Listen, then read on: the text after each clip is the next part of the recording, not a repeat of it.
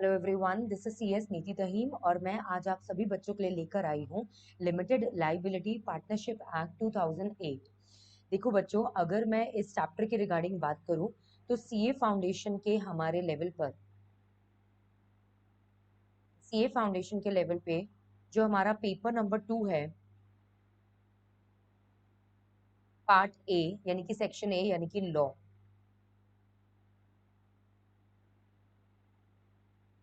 उस लॉ के अंदर हम लोगों का 60 मार्क्स के लॉ में से टोटल 5 to 6 मार्क्स का आपका जो आएगा वो कौन सा चैप्टर आएगा? एलएलपी।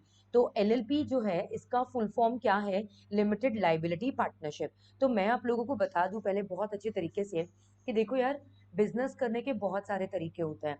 आप अकेले भी बिजनेस कर सकते हैं सोल प्रोप्राइटरशिप के फॉर्म में। आप अगर चाहें तो किसी के साथ मिलकर पार्टनरशिप अपनी बना सकते हैं। आप अगर चाहें तो कंपनी बना सकते हैं, या आप अपने परिवार वालों के साथ मिलकर, फैमिली मेंबर्स के साथ मिलकर आप क्या कर सकते हैं? एचयूएफ फॉर्म कर सकते हैं। सो बिजनेस करने के बहुत सारे मोड्स हैं। इन्हीं मोड्स में हमारा एक और एडिशन हुआ एलएलपी के नाम से। एलएलपी जो है इसका फुल फॉर्म क्या है? Limited liability partnership. ठीक है। और अब अगर आप लिमिटेड लाइबिलिटी पार्टनरशिप बनाओगे तो उसके रिगार्डिंग हम लोगों को एक अलग लॉ दिया गया है, और उस लॉ का नाम है हमारा लिमिटेड लाइबिलिटी पार्टनरशिप एक्ट 2008। ठीक है। देखो, जिस भी फॉर्म में आपको बिजनेस करना है उससे रिलेटेड कानून आप लोगों को फॉलो करना पड़ेगा। जैसे अगर मैं कॉन्ट्रैक्ट बनाती हूँ तो मुझे इंडियन कॉन्ट्रैक्ट फॉलो करना पड़ेगा। अगर मैं से मान लीजिए गुड्स की सेल परचेज कर रही हूँ, मूवेबल गुड्स की, तो मुझे सोगा अप्लाई करना पड़ेगा। If I am forming a partnership with someone, then in that case I have to follow the Indian partnership act. If I am forming a company, whether it's public, private, OPC, whatsoever, right. अब मैं कोई भी company form करती हूँ, कैसी भी company form करती हूँ, उसके लिए मुझे उनसे रिलेटेड जो कानून है लाइक कंपनीज एक्ट 2013, मुझे वो फॉलो करना पड़ेगा। इन द सेम वे, अगर मैं एलएलपी के फॉर्म में बिजनेस करना चाहती हूँ तो मुझे एक एक्ट है जो कि फॉलो करना पड़ेगा, जिसका नाम है एलएलपी एक्ट 2008। अब प्रैक्टिकली अगर मैं बोलूँ आप लोगों से तो इसके रिगार्डिंग ना अब मतलब हमारा प्रैक्टिकली बिजनेस होना शुरू हो चुका है। ठीक है। अब जैसा कि आप सबको दिख रहा है, मोर देन 10 years हो चुके हैं इस लॉ को। ठीक है। और अभी हमारे टाइम पर जो भी बिजनेस हो रहे हैं इंडिया में, जैसे पार्टनरशिप के हो रहे हैं, कंपनी के हो रहे हैं, एलएलपी के फॉर्म में भी हो रहे हैं। लेकिन as compared to company, as compared to partnership, LLP जो है ना, उसकी काउंटिंग, उसकी नंबरिंग अभी भी कम ही है। ठीक है। उसकी कम नंबरिंग अभी भी कमी है। तो प्रैक्टिकली तो ये बात हो गई। अब थ्योरेटिकली अगर मैं बात करूं तो ये जो आपका कानून है ना, ये कानून के अंदर टोटल 81 सेक्शंस हैं, 4 शेड्यूल्स हैं। ठीक है। एंड दिस कानून came into force, this law और this act came into force on 7th of January 2009। तो हमारा ये जो लॉ है, ये जो हमारा एक्ट है, that is the limited liability partnership act 2008। ये जो आप लोगों का लॉ है, ये जो एक्ट है, ये एप्लीकेबल कब से हुआ था? ये एप्लीकेबल हुआ था 7th of January 2009 से। ठीक है। This act is applicable all over the India, all over the India. I don't have to write including the state of Jammu and Kashmir. No, I don't have to write that. It is automatically applicable all over the India.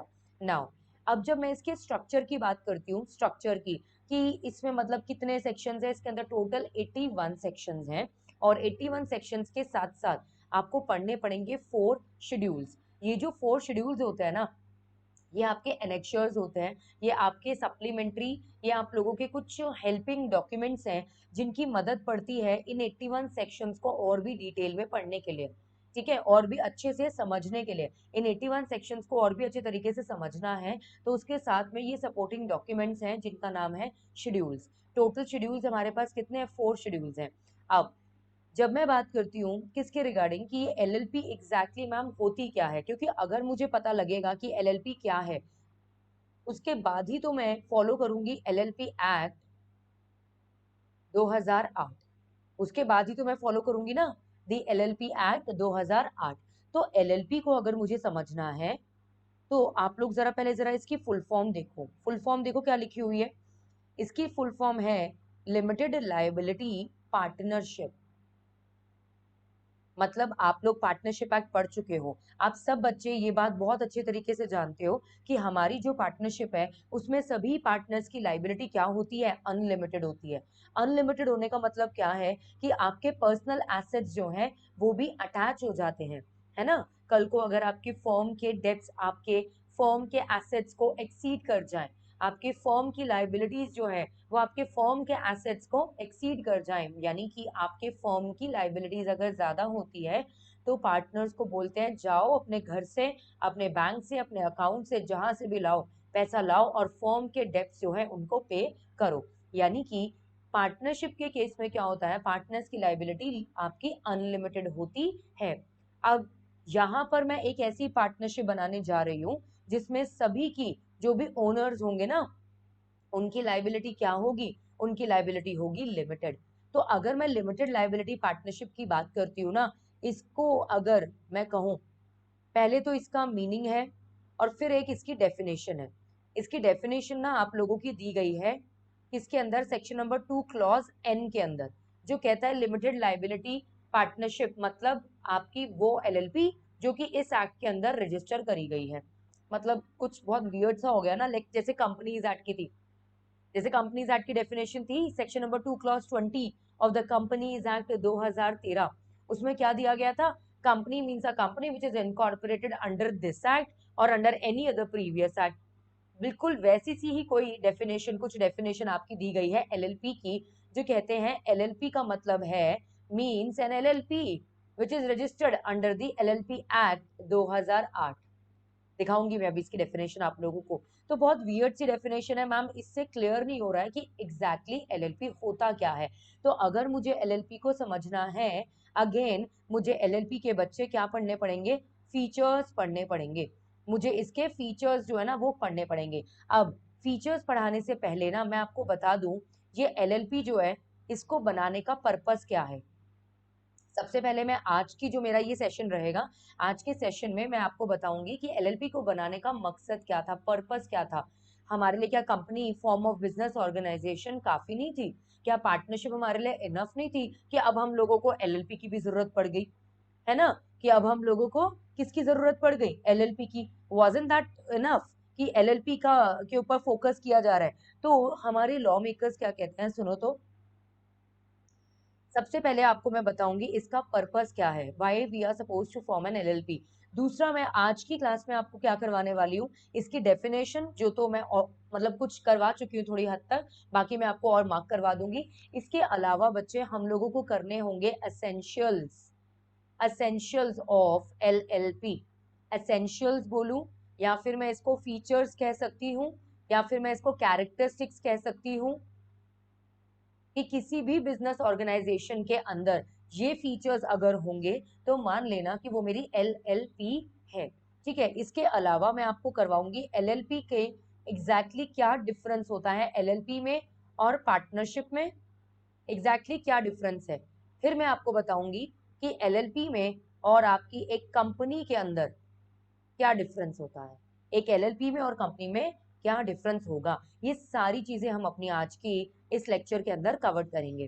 देखो examination point से अगर मैं बोलूँ ना, LLP बहुत simple है, seriously LLP बहुत ज्यादा सिंपल है, मगर थोड़ा सा इसमें अटेंशन देना जरूरी है क्योंकि ना एलएलपी एग्जैक्टली क्या है, it is a combination of, it is a, LLP क्या है हमारा, it is a combination of partnership and company. देखो पार्टनरशिप के अंदर क्या होता है, पार्टनरशिप के अंदर फ्रीडम तो होता है कि आप जब मर्जी अपनी पार्टनरशिप को बना सकते हो, ओरल फॉर्म में बना सकते हो, रिटन फॉर्म में बना सकते हो, मतलब जैसे भी आप चाहो आप उस तरीके से अपनी पार्टनरशिप फॉर्म कर सकते हैं, है ना। लेकिन लेकिन कंपनी के केस में तो ऐसा नहीं होता। कंपनी के केस में अगर मुझे अपना बिजनेस स्टार्ट करना है तो पहले मुझे जाना पड़ेगा आरओसी के पास और जाकर ना बहुत सारे डॉक्यूमेंट्स को मुझे डिपॉजिट करवाना पड़ेगा, तब जाकर मेरी कंपनी फॉर्म होगी। अब पार्टनरशिप का एक एडवांटेज है कि ये इजीली फॉर्म हो जाती है, कंपनी का एक ये डिसएडवांटेज है कि कंपनी इजीली फॉर्म नहीं हो पाती है, इट टेक टाइम, है ना, इट टेक्स टाइम। सो आपकी एलएलपी के अंदर क्या किया गया है, इन दोनों ही, इन दोनों की जितनी भी खूबियां हैं उन खूबियों को एड ऑन करके एक नया बिजनेस ऑर्गेनाइजेशन आप लोगों को दे दिया गया है, और उस बिजनेस सेट ऑफ ऑर्गेनाइजेशन का नाम क्या है हमारा, LLP। देखो जैसे मैंने इसका एक पॉजिटिव पॉइंट बताया आपको, क्या ये इजीली क्रिएट हो जाती है। कंपनी का मैंने एक नेगेटिव पॉइंट बताया, ये इजीली क्रिएट नहीं होती है, कितने सारे आपको मतलब डॉक्यूमेंट्स फाइल करने पड़ते हैं, मेमोरेंडम बनाओ, आर्टिकल्स बनाओ, है ना, स्टेटमेंट्स लीजिए, डिक्लेरेशंस लीजिए, मेंबर्स, डायरेक्टर, सबका पर्टिकुलर्स लीजिए, याद है कंपनी लॉ में पढ़ा था हम लोगों ने। तब जाकर ये सारे के सारे डॉक्यूमेंट्स आप इलेक्ट्रॉनिकली फाइल करो आरओसी के पास, फिर आरओसी को अगर सब कुछ ठीक लगेगा तब जाकर वो आपको सर्टिफिकेट ऑफ इनकॉर्पोरेशन देगा। तो इसका ये एक नेगेटिव पॉइंट हो गया। अब पार्टनरशिप का एक नेगेटिव पॉइंट और सुनो। अभी कंपनी का नेगेटिव पॉइंट पढ़ा था, अब पार्टनरशिप का एक नेगेटिव पॉइंट। पार्टनरशिप में सभी पार्टनर्स की जो लाइबिलिटी होती है वो क्या होती है, अनलिमिटेड। लाइबिलिटी मेरी क्या होती है बोलो तो, अनलिमिटेड। मानते हो ना इतनी बात। लेकिन कंपनी के केस में ऐसा नहीं होता। कंपनी के केस में लाइबिलिटी लिमिटेड भी हो सकती है और अनलिमिटेड भी। और जो भी केस हो, आपके मेंबर को कभी भी डायरेक्टली अप्रोच आप कर नहीं सकते। पार्टनरशिप के केस में तो क्या होता है, आपके जो क्रेडिटर्स हैं वो अगर चाहें तो किसी एक इंडिविजुअल पार्टनर के अगेंस्ट भी, क्रेडिटर्स थर्ड पार्टीज किसी इंडिविजुअल पार्टनर के अगेंस्ट भी केस फाइल कर सकते हैं। मानते हो ना इतनी बात, है ना। ये पार्टनरशिप के केस में था। लेकिन कंपनी के केस में क्या था, कंपनी के केस में तो आपके मेंबर की लाइबिलिटी बनती है only towards its company, only towards its company, है ना। तो कंपनी में जो लाइबिलिटी है यानी कि वो मेरी क्या हो गई, लिमिटेड। ये इसका एक पॉजिटिव जो है एस्पेक्ट हो गया। तो इसके सभी पॉजिटिव एस्पेक्ट्स को इकट्ठा कर कर एक नई फॉर्म ऑफ बिजनेस ऑर्गेनाइजेशन बनाई गई जिसका नाम है LLP। फुल फॉर्म है इसकी लिमिटेड लाइबिलिटी पार्टनरशिप। नाम से ही पता लग रहा है कि ये एक ऐसी पार्टनरशिप आप फॉर्म करने जा रहे हैं जिसमें सभी पार्टनर्स की लाइबिलिटी क्या होगी, लिमिटेड।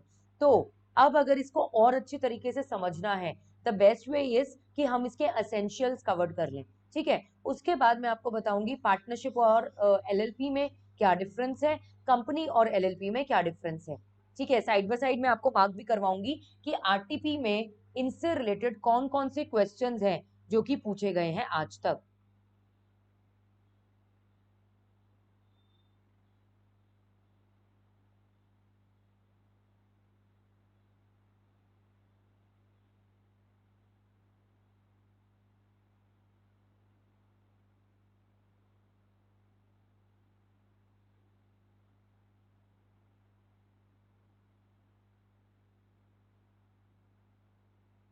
अब आइए, नेक्स्ट आती है कहानी कि मैम इसके जब एसेंशियल्स देख लेते हैं एक बारी।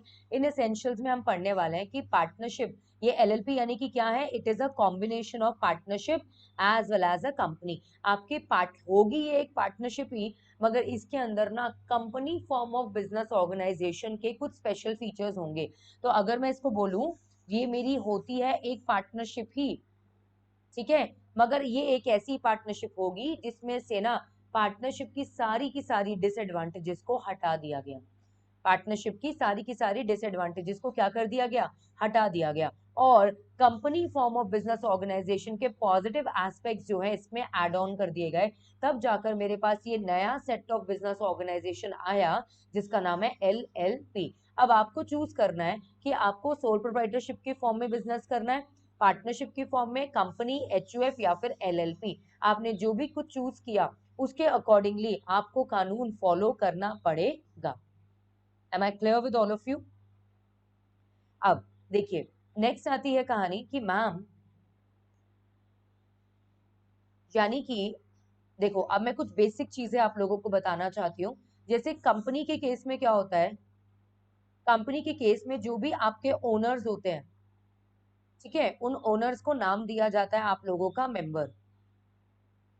पार्टनरशिप के केस में क्या होता है, सॉरी कंपनी के केस में जो मैनेजमेंट होती है वो किसके हाथों में होती है, मैनेजमेंट होती है आप लोगों के डायरेक्टर्स के हाथ में, जिनको हम इंडिविजुअली डायरेक्टर और कलेक्टिवली हम इनको क्या बुलाते हैं, board of directors.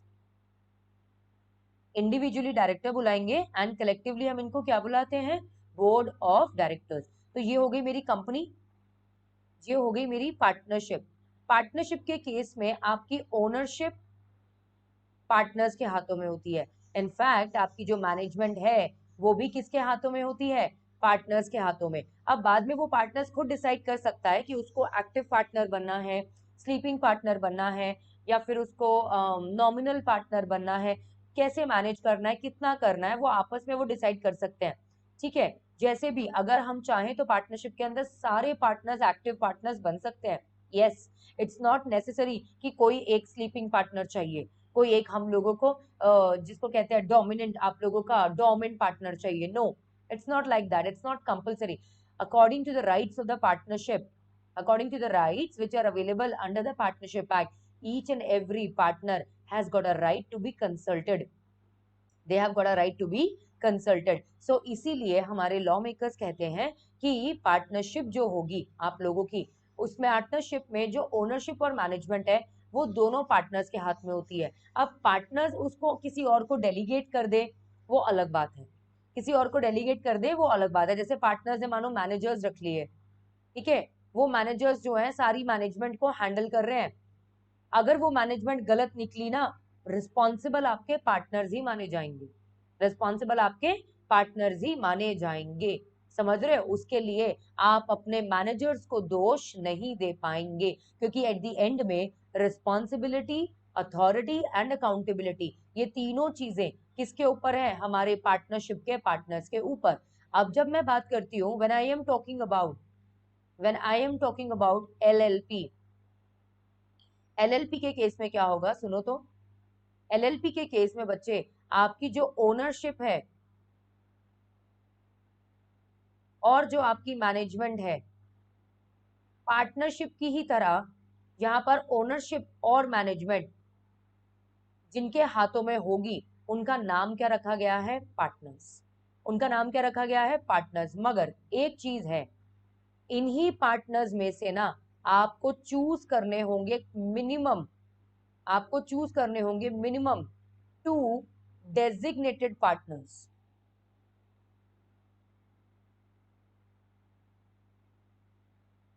Guys, I just need 2 minutes break. That's it. Just 2 minutes break.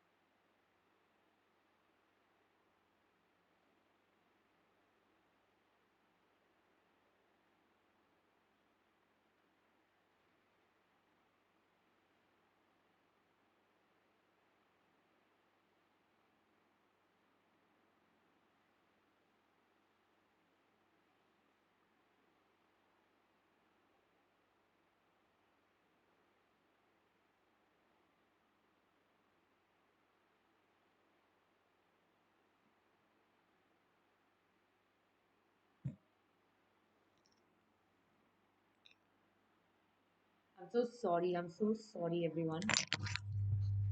हाँ जी, तो मैं कहाँ पर थी बच्चे? हमने अपना एलएलपी का कंसेप्ट स्टार्ट किया था।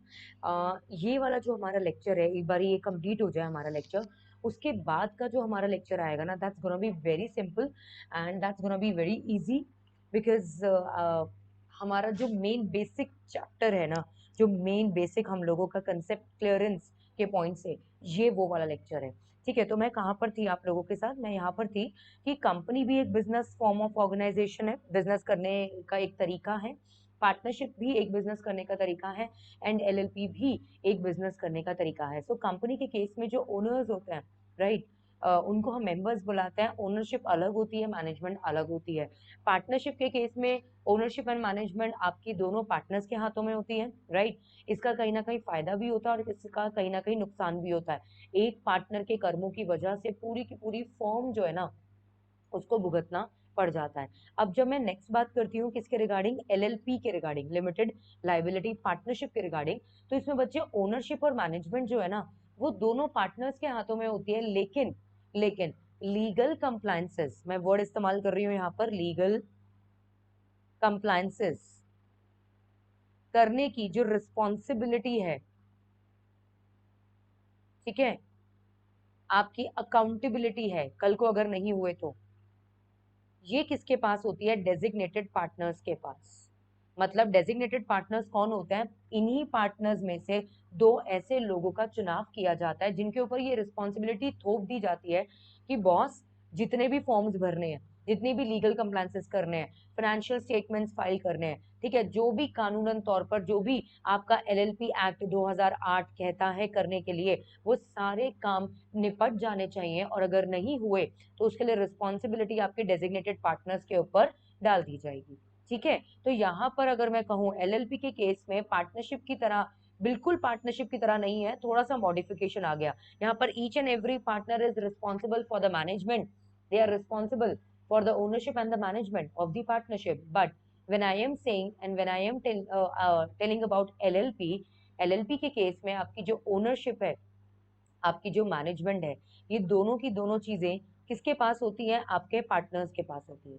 ठीक है, अच्छा, इनको संभालने वालों का जो नाम रखा गया है वो क्या रखा गया है? पार्टनर्स। जैसे एचयूएफ के केस में को पैंसर्स था, इन्हीं पार्टनर्स में से दो पार्टनर्स आपके चूज किए जाते हैं जो कि डेजिग्नेटेड पार्टनर का रोल प्ले करते हैं। डेजिग्नेटेड पार्टनर आप लोगों के ऐसे पार्टनर्स हैं जिनके पास लीगल कंप्लायंसेस करने की रिस्पॉन्सिबिलिटी भी होती है और उनके पास उनके ऊपर अकाउंटेबिलिटी भी होती है कि कल को अगर ये लीगल कंप्लायंसेस आपके फुलफिल नहीं किए गए तो रिस्पॉन्सिबल कौन माना जाएगा?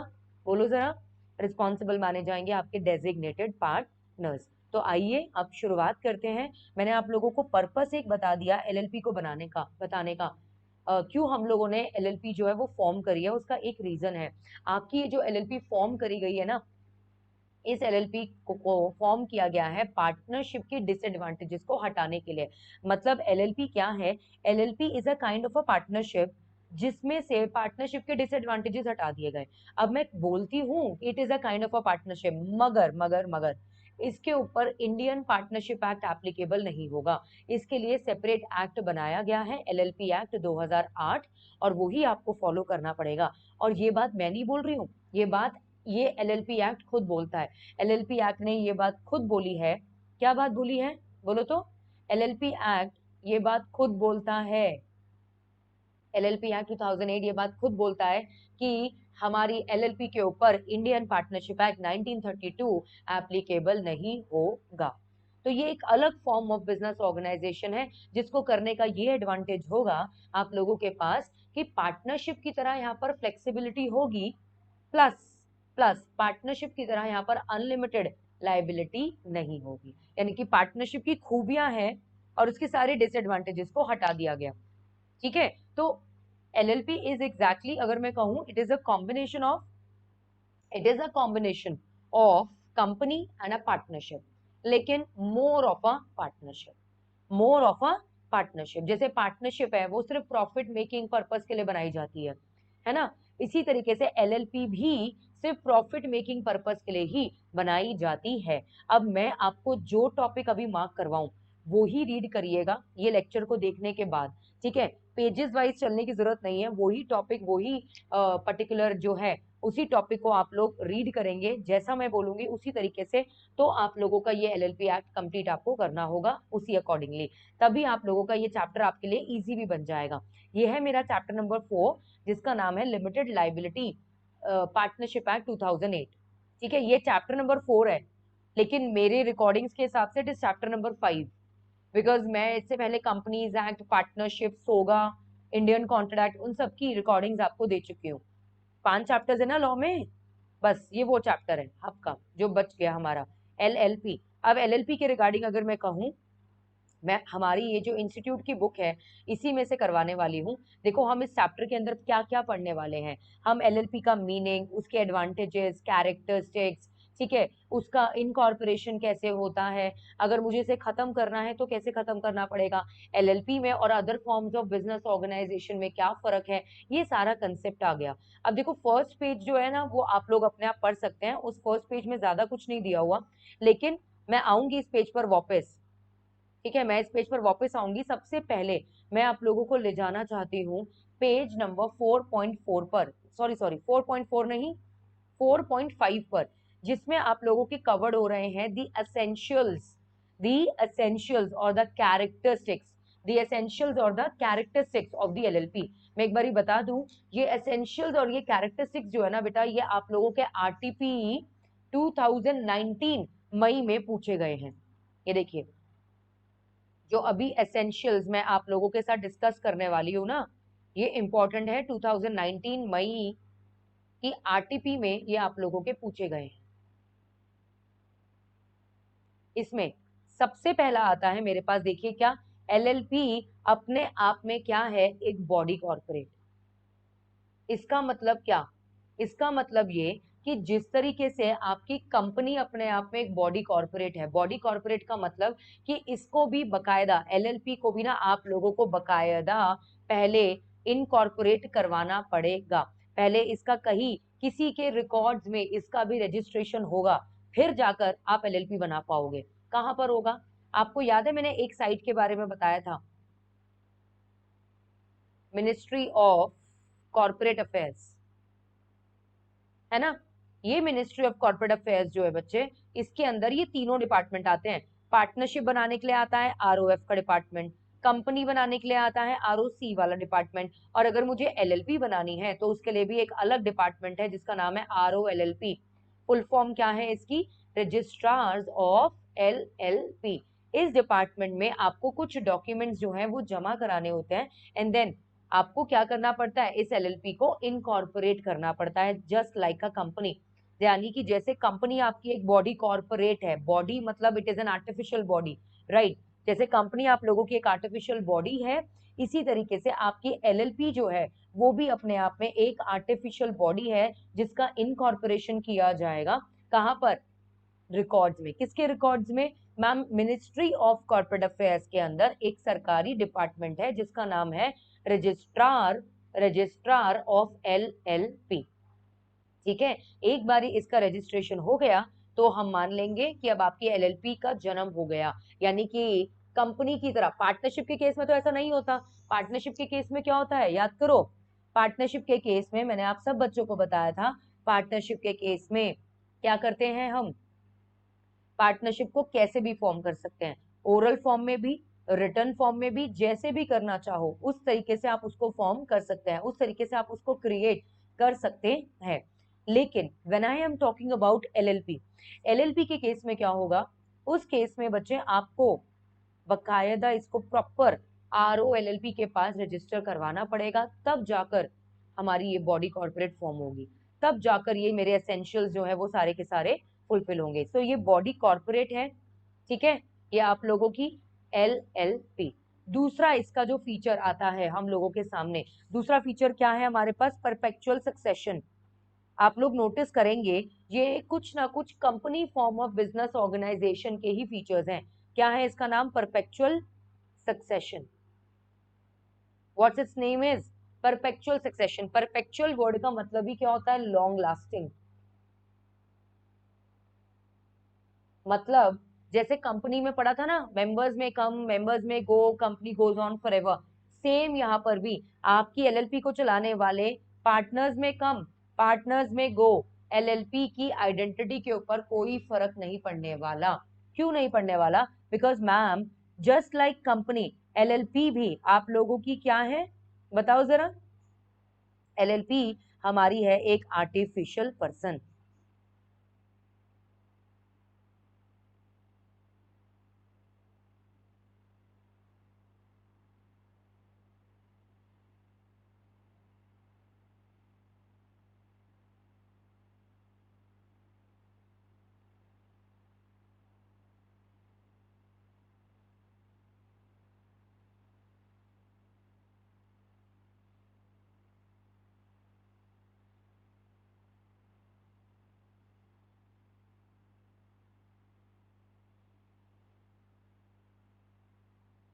अब देखिए, तो मेंबर्स में कम बिल्कुल कंपनी वाला फीचर है, इसके अंदर मुझे कुछ कराने की जरूरत नहीं है। जैसे कंपनी में हमने सीखा था ना टॉप क्लास में, वहां पर भी जो पी था उसका मतलब क्या था? Perpetual succession. यानी कि बच्चे यहाँ पर भी एलएलपी के अंदर भी ना आपके पार्टनर्स जो है, नए पार्टनर्स आए या पुराने पार्टनर्स छोड़कर जाए, किसी की डेथ हो जाए, कोई इंसॉल्वेंट हो जाए, इन सभी चीजों से आपकी एलएलपी की आइडेंटिटी के ऊपर कोई फर्क नहीं पड़ता। आपको याद है मैंने पार्टनरशिप में कुछ ऐसा नहीं सिखाया था?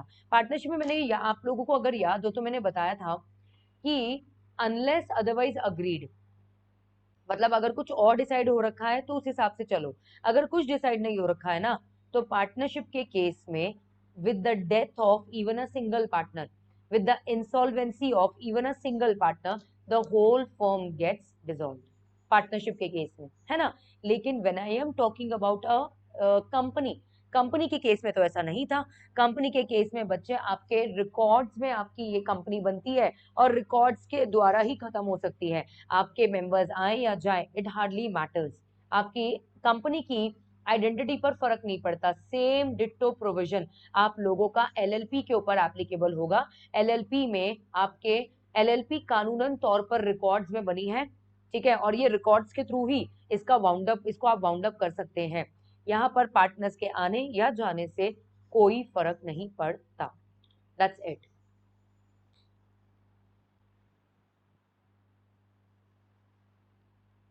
नाउ नेक्स्ट आती है मेरे पास कहानी, क्या? Separate legal entity. Separate legal entity, जैसा कि मैंने पहले भी कहा था, आपकी याद है मैंने कंपनी के केस में ये चीज बताई थी कि कंपनी अलग और मेंबर्स अलग। यानी कि कहने की बात क्या है कि जो मेंबर है उसकी लाइबिलिटी लिमिटेड हो गई। कंपनी की लाइबिलिटी उतनी ही होती है जितने उसके एसेट्स हैं, और कंपनी अपने मेंबर से सिर्फ उतना ही पैसा मंगवा सकती है जितना अनपेड अमाउंट है, जितना मेंबर ने गारंटी किया in case of a guarantee company, जितना मेंबर ने आप लोगों के क्या किया, शेयर्स परचेज करे, और अगर शेयर्स पर कोई अनपेड अमाउंट है उतना ही पैसा तो कंपनी मंगवा सकती है, उससे ज्यादा तो नहीं मंगवा सकती। मानते हो ना इतनी बात? सेम कंसेप्ट आपका यहाँ पर लग जाएगा। अब पार्टनरशिप की डिसएडवांटेज ओवरकम हो गई। पार्टनरशिप के केस में कोई सेपरेट लीगल एंटिटी का कंसेप्ट नहीं था। पार्टनरशिप के केस में क्या था? एक पार्टनर की गलती से पूरी फर्म भुगतती थी, या फर्म के एक्टिविटीज से जो भी काम हुए उससे सारे पार्टनर्स आपके रिस्पॉन्सिबल माने जाते थे। याद है आप सबको? सो एसेंशियल्स की जब भी मैं बात करती हूँ, whenever I am talking about the essential, essential में सबसे पहला एसेंशियल या कैरेक्टरिस्टिक्स या फीचर्स मैं कह सकती हूँ एलएलपी के regarding. Point number 1, it's a body corporate. Point number 2, perpetual succession. Point number 3, it's a separate legal entity. It's a separate legal entity. Point number 4, point number 4 आता है मेरे पास यहाँ पर, क्या? It is also a mutual agency. Ma'am ये क्या बोल रहे हो? अभी तो आपने कहा था कि पार्टनरशिप में होता है ऐसा, है ना? इसमें एलएलपी में ऐसा नहीं होता है। बेटा एलएलपी के केस में पता है क्या होता है, मैं बताती हूँ, अभी रुको। तो साइड बाय साइड चेक करना पड़ता है रिकॉर्डिंग प्रॉपर हो रही है या नहीं, बिकॉज ऐसा पता है कई बार हुआ मेरे साथ। ये 2020 ने भी अलग अलग तरीके के मतलब चीजें दिखाई कि मैंने रिकॉर्डिंग कर लिया पूरा 1 घंटा 1.5 घंटा, एंड देन आई रियलाइज कि कुछ इशू आ गया जिसकी वजह से प्रॉपर रिकॉर्डिंग हुई नहीं, तो मेरा पूरा 1.5 घंटा 2 घंटा जो मेहनत करा वो बेकार हो गया। So I have to check it, each and every time, even after every say 10 minutes or after every say 15 minutes. देखो, कंपनी के कर्मों के लिए मेंबर्स रिस्पॉन्सिबल नहीं होते हैं, है ना? यानी कि मेंबर्स की लायबिलिटी क्या हो जाती है? लिमिटेड। ये तो मानते हो, बता रखी है मैंने आपको पहले से बात कि मेंबर्स की लायबिलिटी क्या है? लिमिटेड। लेकिन पार्टनरशिप के केस में तो ऐसा नहीं होता। पार्टनरशिप जो है उसके केस में सभी जो आपके पार्टनर्स हैं उनके आपस में बीच में क्या चलती है? Mutual agency. और म्यूचुअल एजेंसी बेटा चलने का मतलब क्या होता है? म्यूचुअल एजेंसी मैम चलने का मतलब ये है कि सभी पार्टनर्स में से कोई भी कुछ भी काम करेगा, बाकी के पार्टनर्स उसके लिए रिस्पॉन्सिबल हो जाएंगे। अब ये एक डिसएडवांटेज हो गई ना, है ना? मेंबर्स के केस में क्या होता था? एक मेंबर के कर्मों के लिए दूसरा मेंबर रिस्पॉन्सिबल नहीं है। एक मेंबर की रिस्पॉन्सिबिलिटी बस उतनी है जितने शेयर्स उसने सब्सक्राइब करे। सब्सक्राइब करने के बाद अगर अनपेड है, बस उतनी इस मेंबर की रिस्पॉन्सिबिलिटी है। बाकी के मेंबर्स अपनी पर्सनल लाइफ में, प्रोफेशनल लाइफ में, कंपनी के साथ क्या करते हैं क्या नहीं करते हैं, आपके अदर मेंबर्स के ऊपर कोई भी इम्पैक्ट नहीं पड़ेगा। ये था कंपनी का फीचर। लेकिन पार्टनरशिप के केस में क्या था? Mutual agency. For the act of one partner the other partner were automatically held responsible. अब मैं पार्टनरशिप की ही तरह एक नई चीज बना रही हूँ जिसका नाम है LLP। अब एलएलपी में अगर मैंने ये डिसएडवांटेज भी डाल दिया तो एलएलपी बनाने का क्या फायदा? कोई फायदा नहीं। इसीलिए थोड़ा सा मॉडिफाई कर दिया गया। लॉ मेकर्स कहते हैं एलएलपी के जो भी पार्टनर्स होंगे ना, वो एक दूसरे के कर्मों के लिए रिस्पॉन्सिबल नहीं होंगे। वो सिर्फ उन्हीं एक्टिविटीज के लिए रिस्पॉन्सिबल होंगे जो कि एलएलपी के नाम से करी गई हैं।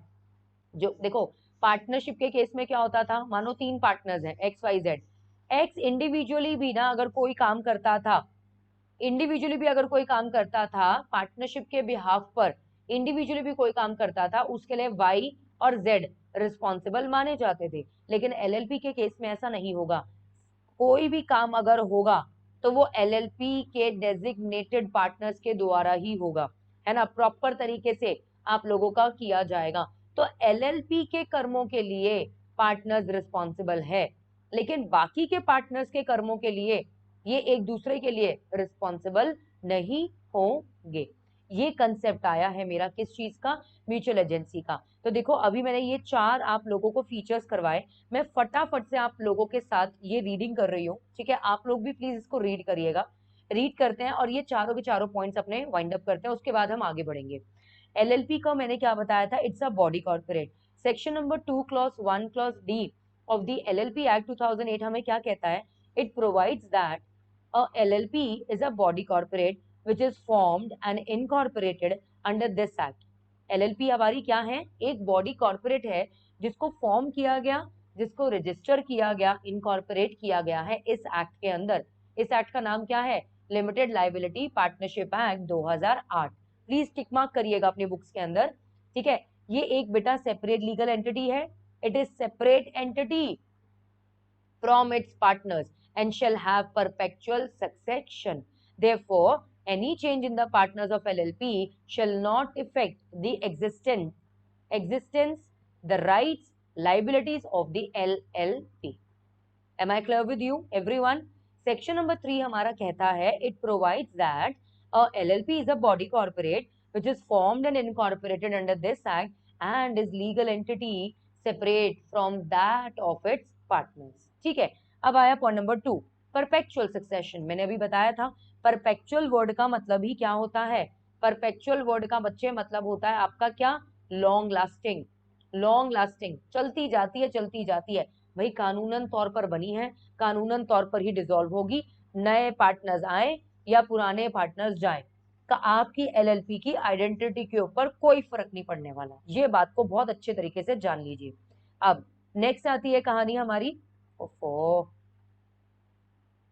रीडिंग कर दूं? The LLP can continue its existence irrespective of changes in the partners.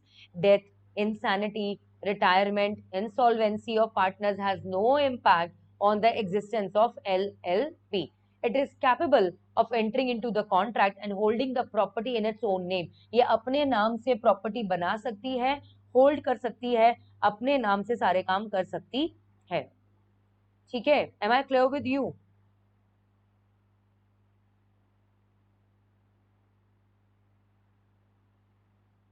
अब देखिए नेक्स्ट आती है कहानी हमारी regarding mutual agency. When I am talking about mutual agency का हमारा जो ये कंसेप्ट है वो सिंपल सी बस एक ही बात हमको, अच्छा सेपरेट लीगल एंटिटी रह गया ना, रीड कर लेते हैं, जस्ट इट्स जस्ट लाइक कि हमको सिर्फ रीडिंग करना है। The LLP is a separate legal entity, it is liable to the full extent of its assets, but liability of partners is limited to their agreed contribution. Partners की जो liability होगी वो कितनी होगी? It is limited to their agreed contribution in the LLP. In other words, creditors of the LLP shall be the creditors of the LLP alone. मतलब LLP की जितनी भी थर्ड पार्टीज होंगी वो कभी भी आपके पार्टनर्स के अगेंस्ट केस फाइल नहीं कर पाएगी।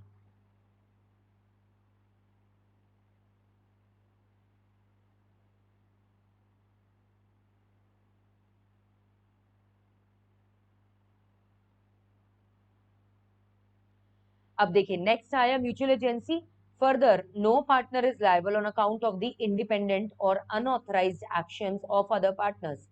म्यूचुअल एजेंसी का मतलब, मैंने पार्टनरशिप में तो म्यूचुअल एजेंसी का मतलब था हर पार्टनर के कर्मों के लिए आपके मतलब सभी पार्टनर्स रिस्पॉन्सिबल है, कुछ भी कर रहे हैं वो, लाइक मतलब पार्टनरशिप से नॉर्मल बिजनेस यूजुअल वे में and in the course of the business. याद है मैंने बताया था इम्प्लाइड अथॉरिटी के केस में। मगर यहाँ पर आपके पार्टनर्स एक दूसरे के कर्मों के लिए रिस्पॉन्सिबल नहीं होंगे, they will be held responsible, all the partners will be the agents of the LLP, not of the other partners.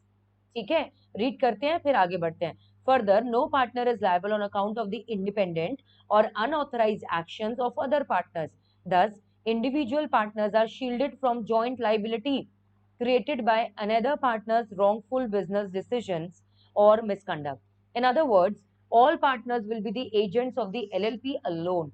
No one partner can bind the other partners by his act. तो इसमें कहीं ना कहीं company वाला feature आ गया ना, company वाला feature आ गया भाई, एक मेंबर क्या कर रहा है उससे दूसरे मेंबर की लाइबिलिटीज के ऊपर कोई फर्क नहीं पड़ेगा। Member is liable only towards the company, only towards the company. ठीक है ना, और वो भी उसकी लाइबिलिटी क्या होती है? Limited, that's it.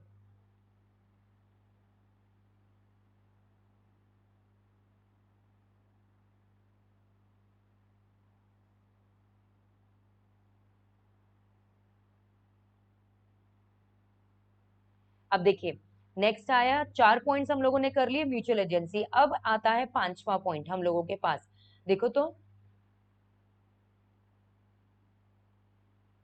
5वां पॉइंट हमारे पास क्या आया यहाँ पर? एलएलपी क्या है? एलएलपी में जो 5th पॉइंट आया, एलएलपी का अग्रीमेंट। एलएलपी का अग्रीमेंट आपको याद है कंपनी के केस में कंपनीज एक्ट के अलावा, मतलब उस कानून के अलावा मुझे कंपनी का मेमोरेंडम ऑफ एसोसिएशन बनाना पड़ता है, मुझे कंपनी का आर्टिकल्स ऑफ एसोसिएशन बनाना पड़ता है। अच्छा, जब मैं पार्टनरशिप की बात करती हूँ, पार्टनरशिप एक्ट के अलावा क्या मुझे पार्टनरशिप अग्रीमेंट बनाना पड़ता है? कंपलसरी है? कंपलसरी तो नहीं है ना रे, कंपलसरी थोड़ी ना है।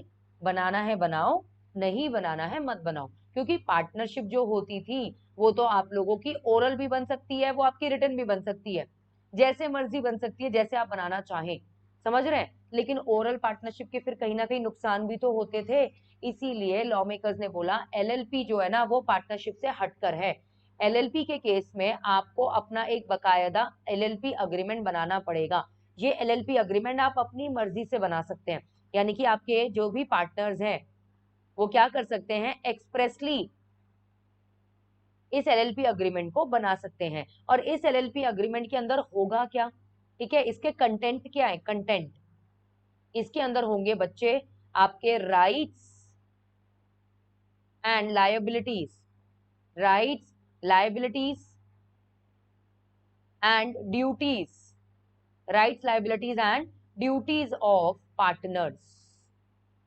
समझ रहे हैं? Duties of the partners. तो आपको जैसे बनाना है आप वैसे बनाओ। जैसे कंपनी में भी क्या होता था, आप अपने आप से मेमोरेंडम बना सकते हो, और अगर आपको बने बनाए मेमोरेंडम चाहिए तो जाओ शेड्यूल 1 का टेबल नंबर ABCDEFGH, याद आया, हमारे आर्टिकल्स के और मेमोरेंडम की ड्राफ्ट फॉर्म्स थी हमारी, है ना। बिल्कुल सेम वे में आपको एलएलपी का अग्रीमेंट जो है ना वो बनाना पड़ेगा। आप चाहें तो अपने आप बना सकते हैं, और अगर आप अपने आप से नहीं बना पा रहे हैं, अगर आपको अपने आप से नहीं पता कि एलएलपी के उस अग्रीमेंट में क्या लिखे, भाई लिखना तो आपको ड्यूटीज राइट्स एंड लाइबिलिटीज है अपने सभी पार्टनर्स की, है ना। तो आपस में डिसाइड कर लो और एलएलपी का अग्रीमेंट बना लो। आपस में डिसाइड नहीं किया तो बना बनाया आपको एलएलपी एक अग्रीमेंट मिलेगा इस एक्ट के शेड्यूल 1 में। किसमें मिलेगा? इस एक्ट के शेड्यूल 1 में।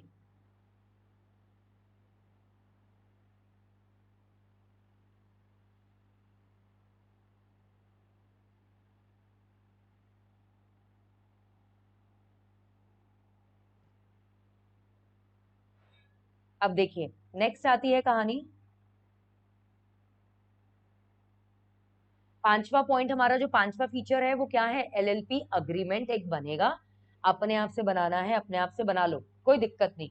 लेकिन अगर अपने आप से नहीं बना पाए तो ये मत सोचना कि एलएलपी ओरल चलने वाली है, ना बना। आपको इस एक्ट के अंदर शेड्यूल नंबर 1 दिया गया है, जिसके अंदर आपके म्यूचुअल राइट्स आपस में सभी पार्टनर्स के क्या राइट्स हैं, क्या ड्यूटीज हैं, क्या लाइबिलिटीज हैं, वो सारी चीजें आपकी डिस्कस करी गई हैं। ये है मेरा फीचर्स में पांचवा पॉइंट। ठीक है। छठा पॉइंट हमें क्या कहता है? LLP is an artificial person. अब यार ये तो मैं डिस्कस कर चुकी हूँ, I really don't find a need to discuss it again. ठीक है। It is an artificial person created in the eyes of the law. अपने नाम से प्रॉपर्टी बना सकती है, अपने नाम से प्रॉपर्टी जोड़ सकती है, बेच सकती है, खरीद सकती है, एम्प्लॉयज हायर कर सकती है, ये सारे काम ये अपने नाम से कर सकती है। सेवेंथ पॉइंट, जैसे कंपनी के केस में था कॉमन सील। कॉमन सील क्या होते हैं याद करो, कंपनी के केस में पढ़ाया था। पता है तभी कहते हैं एलएलपी का चैप्टर ना हमेशा कब पढ़ाया जाता है? जब आप पार्टनरशिप कर लेते हो ना। जब पार्टनरशिप कर लिया, company form of business organisation कर लिया, जब ये दोनों कंप्लीट हो जाते हैं उसके बाद एलएलपी करने का फायदा है। ठीक है। So these are the official signatures of LLP. ठीक है। आप डॉक्यूमेंट्स के ऊपर क्या लगाते हो? ये कॉमन सील लगाते हो। उसके बाद आपके पार्टनर्स, डेजिग्नेटेड पार्टनर्स साइन करते हैं। याद है मैंने कहा था जो मैनेजमेंट होती है वो पार्टनर्स के हाथों में होती है, मगर वो मैनेजमेंट से रिलेटेड जो भी लीगल कंप्लायंसेस हैं उसकी अकाउंटेबिलिटी जो होगी, रिस्पॉन्सिबिलिटी एंड अकाउंटेबिलिटी जो होगी, वो किन्हीं 2 डेजिग्नेटेड पार्टनर्स पर होगी। मिनिमम 2 है, इससे ज्यादा भी हो सकते हैं।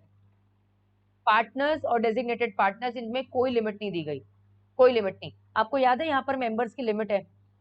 पब्लिक कंपनी के केस में देयर इज नो लिमिट, मगर मिनिमम नंबर ऑफ मेंबर्स कितने होते थे? 7, मैक्सिमम अनलिमिटेड। अच्छा, प्राइवेट के केस में मिनिमम नंबर ऑफ मेंबर्स कितने होते थे? 2, मैक्सिमम 200। ओपीसी के केस में मिनिमम एंड मैक्सिमम कितने होते थे? 1। याद आया कुछ? अच्छा, डायरेक्टर्स मैक्सिमम कितने रख सकते हो? 15, और मिनिमम 3 to 1। पब्लिक के केस में 3, प्राइवेट के केस में 2, और ओपीसी के केस में 1। यानी कि यहाँ पे कुछ ना कुछ लिमिट्स है बॉस। पार्टनरशिप के केस में क्या था? मिनिमम पार्टनर्स कितने चाहिए होते थे? 2, और मैक्सिमम कितने चाहिए होते थे हमें? 50। मगर एलएलपी के केस में ऐसा नहीं है। एलएलपी के केस में आपकी जो ओनरशिप है, जो मैनेजमेंट है, वो आपके पार्टनर्स के पास है, राइट। उन्हीं पार्टनर्स में से आप लोग ना कुछ डेजिग्नेटेड पार्टनर्स अपने अपॉइंट करते हैं, और वो डेजिग्नेटेड पार्टनर्स जो होंगे they are suppose to be minimum 2, maximum कोई लिमिट नहीं है। मानो मेरे पास 50, मानो मेरे पास 100 पार्टनर्स हैं एलएलपी में, तो आप चाहें तो सबको डेजिग्नेटेड पार्टनर बना सकते हो, लेकिन कम से कम 2 को तो बनाना ही पड़ेगा। आप ये मत सोचेगा बस एक बनाया जी काम चल गया, नहीं।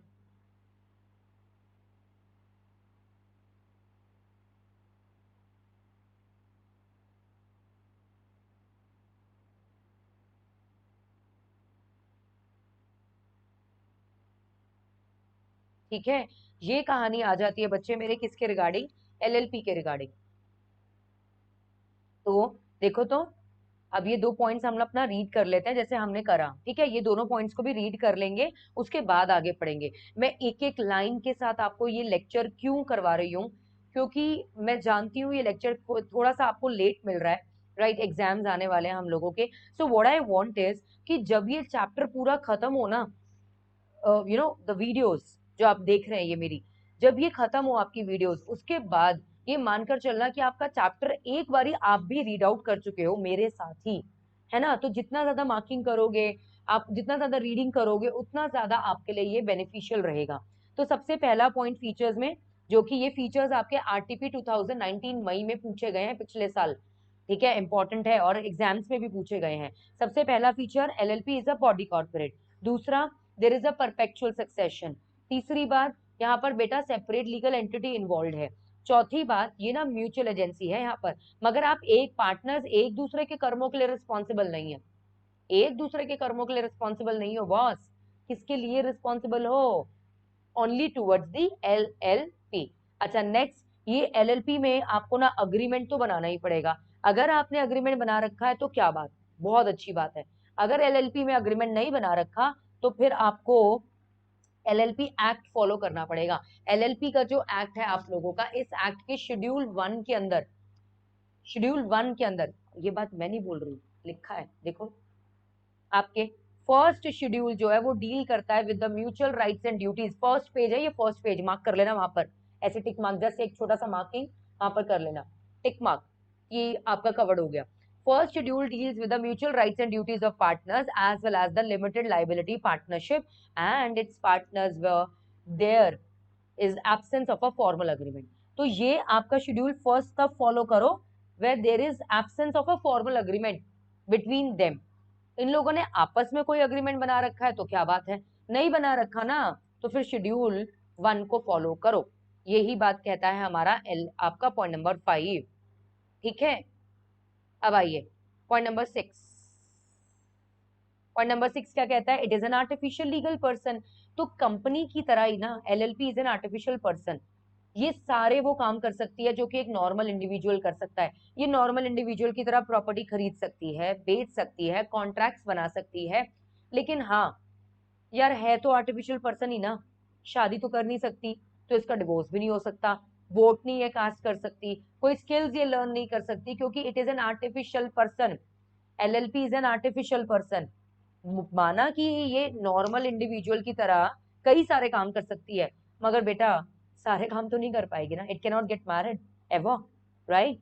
सो I am just now gonna read it, आप भी पढ़िएगा। अ LLP is an artificial legal person because it is created by legal process. It is clothed with all rights of an individual. इसको वो सारे rights मिलते हैं जो कि एक normal individual को मिलते हैं. It can do everything which any natural person can do, except of course that it cannot be sent to jail, it cannot take an oath, it cannot marry, it cannot get divorced, or it and can't it practice or learn a profession like CA or a medicine, right? LLP invisible है, intangible है, immortal है। Immortal क्यों बोलते हैं? क्योंकि बच्चे कानूनन तौर पर बनी है और कानूनन तौर पर ही ये खत्म हो जाएगी, ठीक है। नेक्स्ट क्या मैंने बताया अभी आपको? Common seal. कॉमन सील क्या होते हैं? They are the official signatures of the company. 7 point मेरा क्या है? कॉमन सील का।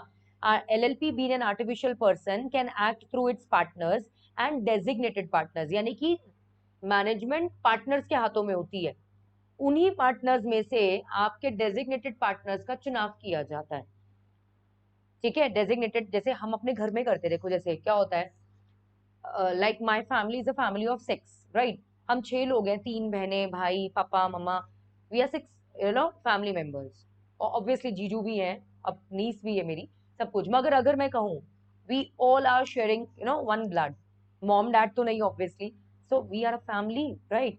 अब हमारी ही इस फैमिली के अंदर मानो अगर रिस्पॉन्सिबिलिटी मेरे ऊपर डाल दी गई कि डिनर तुमने ही कुक करना है, you are suppose to cook the dinner, right. तो क्या किया गया, 2 खाना सब बना सकते हैं, everyone has got the right, सबका घर है बॉस, सबका घर है, जिसका जो मन करे वो बनाओ, खाओ, पकाओ, है ना, अपनी लाइफ जियो जैसे जीना चाहते हो। लेकिन लेकिन रिस्पॉन्सिबिलिटी किसके ऊपर डिनर की डाल दी गई? मेरे ऊपर। इसका मतलब क्या कि I am a family member like any other family member of mind, right, but I have got a responsibility कि चाहे कोई कुछ बना रहा है चाहे नहीं बना रहा है, मुझे डिनर में ऐसा कुछ प्रिपेयर करना पड़ेगा जो कि सब खा सके। या तो सबसे पूछकर बनाऊंगी, ठीक है, या फिर अपने हिसाब से बनाऊंगी, जैसे भी होगा। तो वही चीज हो रही है कुछ यहाँ पर भी। ये पार्टनर्स सारे होंगे आपके, मगर इन्हीं पार्टनर्स में से ना आपके 2 डेजिग्नेटेड पार्टनर्स चुने जाएंगे, जिनके ऊपर ये रिस्पॉन्सिबिलिटी होगी कि जितने भी लीगल कंप्लायंसेस करने हैं, जितनी भी लीगल फॉर्मेलिटीज है ना, उनको आप फुलफिल करें। That's it. So, LLP being an artificial person can act through its partners and designated partners. ठीक है, LLP may have a common seal if it decides to have the one. Thus, it is not mandatory for a LLP to have a common seal. यानी कि अब जैसे company के case में था ना आप लोगों का, अगर आपके पास कॉमन सील है तो बहुत अच्छी बात है, नहीं है तो रहने दो, जरूरत नहीं है। बिकॉज आर्टिफिशियल, देखो कॉमन सील एग्जैक्टली क्या है, एक मेटल है ना,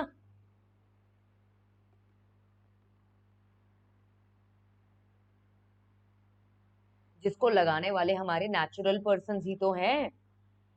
तो फिर क्या जरूरत है? देखो मैं दिखाऊं कॉमन सील, वैसे मैंने आपको कंपनीज एक्ट के लेक्चर्स में दिखाई हुई है।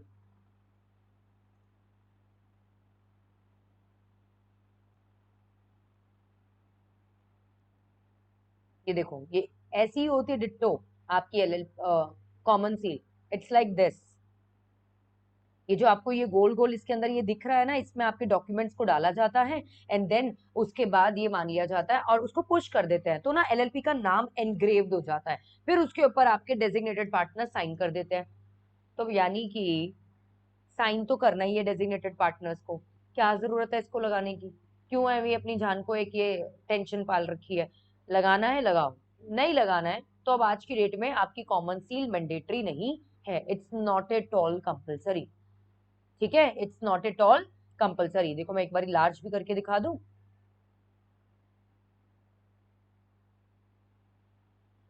ये कुछ इस तरीके की होती है आप लोगों की कॉमन सील। और जब पेपर इसके अंदर आप डाल देते हो ना, तो कुछ इस तरीके से ये लिख कर आता है, ये कंपनी का नाम आ गया, जैसे विक्रम रेसिन्स प्राइवेट लिमिटेड।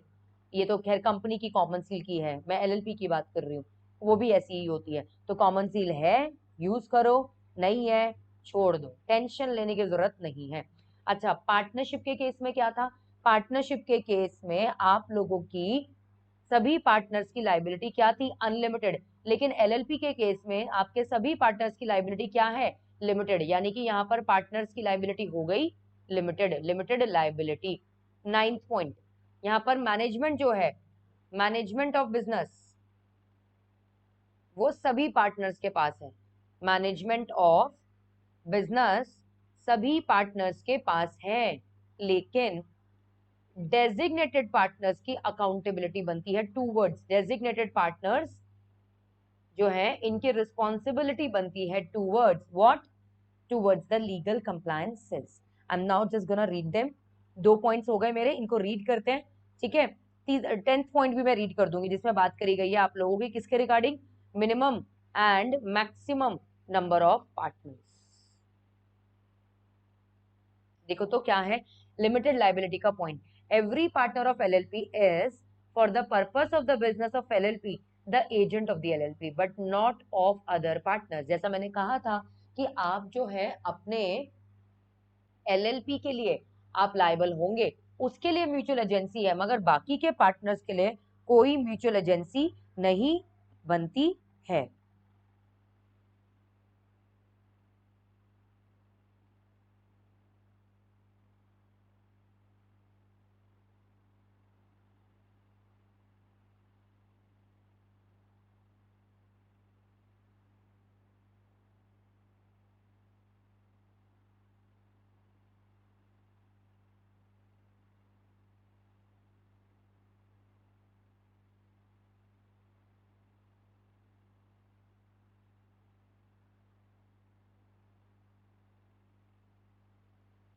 अब आइए नेक्स्ट, लिमिटेड लाइबिलिटी मैंने रीड कर दिया। The liability of the partners will be limited to their agreed contribution in the LLP. Such contribution may be of tangible or intangible nature or both. याद है जैसे partnership के case में था, property सिखाया था सेक्शन नंबर 14 एंड 15 कि partner किसी भी तरीके से कंट्रीब्यूशन कर सकते हैं अपनी कैपिटल का, है ना, कैश की फॉर्म में, एसेट्स की फॉर्म में, tangible intangible, in whatever form they want. Same चीज एलएलपी के अंदर है। एलएलपी के केस में आपके जो पार्टनर्स हैं वो कंट्रीब्यूशन करते हैं, कैसे कैसे भी करना चाहे, उसको कंट्रीब्यूशन वर्ड इस्तेमाल किया गया है, कैपिटल वर्ड नहीं। आपको याद है? सुनो तो, कंपनी के केस में कहते हैं शेयर कैपिटल, पार्टनरशिप के केस में कहते हैं कैपिटल, ठीक है। एलएलपी के केस में वर्ड इस्तेमाल किया जा रहा है कंट्रीब्यूशन। अब वो कंट्रीब्यूशन कैश की फॉर्म में भी हो सकता है, काइंड की फॉर्म में भी हो सकता है, टैंजिबल इनटैंजिबल जैसे भी, ठीक है। ये हो गया मेरा 8th point, limited liability. 9th point क्या कहता है? Partners in the LLP are entitled to manage the business of LLP. सारे partners they have got the right कि वो मैनेज कर सकते हैं, बट सिर्फ designated partners are responsible for the legal compliances. Next पढ़ा चुकी हूँ अब। हाँ, minimum and maximum number of partners कितने होंगे?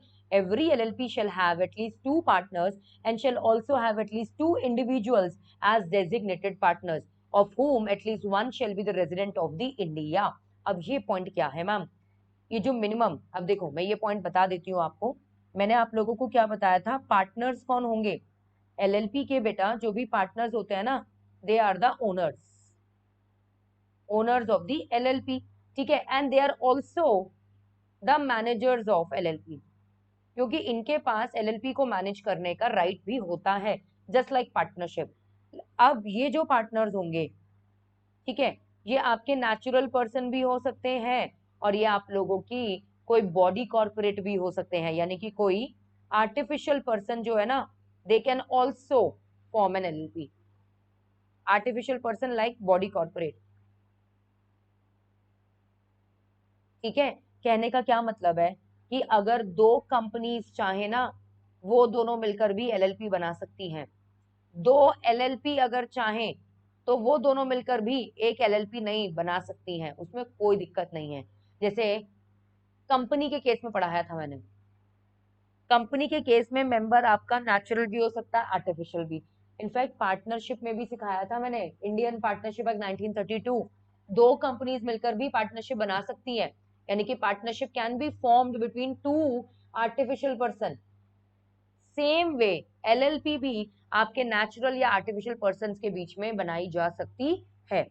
सारे नेचुरल हो सकते हैं, सारे आर्टिफिशियल भी हो सकते हैं, कोई दिक्कत की बात नहीं है। और ये सभी ओनर्स को, मैनेजर्स को क्या नाम दिया गया है? पार्टनर।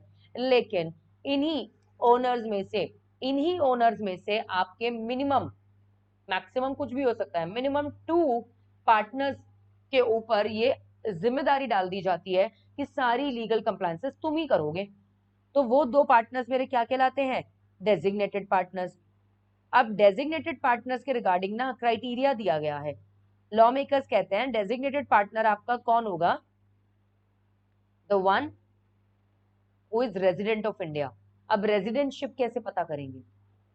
ठीक है, एक तो ये डेजिग्नेटेड पार्टनर की पोजीशन पर सिर्फ और सिर्फ कोई नेचुरल पर्सन आ सकता है, यानी कि आपके पार्टनर्स में आर्टिफिशियल पार्टनर हो सकता है, ठीक है, लेकिन इसी आर्टिफिशियल पार्टनर का कोई नॉमिनी जो कि इंडिविजुअल होगा, या फिर आपका कोई नेचुरल एलएलपी पार्टनर, नेचुरल, उन्हीं को आप कह सकते हैं कि आप डेजिग्नेटेड पार्टनर की पोजीशन पर, क्योंकि इनको क्या करने हैं बच्चे? सारे लीगल कंप्लायंसेस।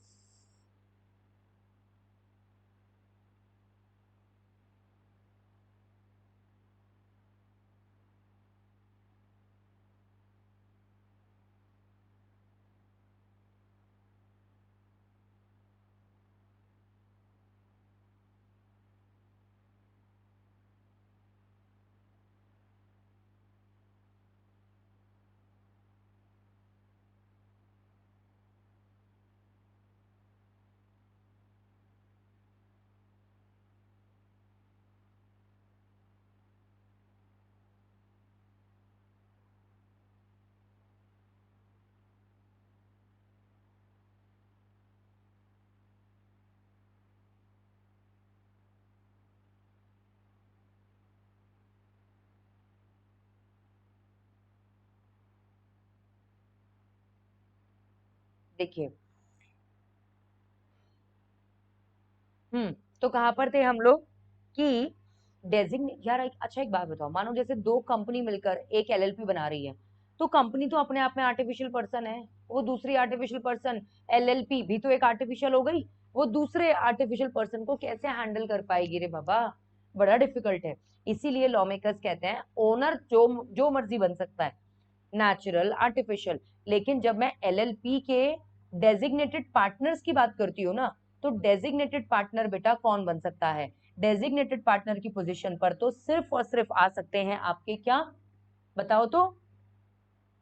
डेजिग्नेटेड पार्टनर्स की पोजीशन पर आ सकते हैं आप लोगों के सिर्फ और सिर्फ नेचुरल पर्सन, और वो नेचुरल पर्सन में से ना एक कम से कम होना चाहिए रेजिडेंट ऑफ इंडिया। अब वो रेजिडेंटशिप कैसे पता करोगे, कैसे पता करोगे?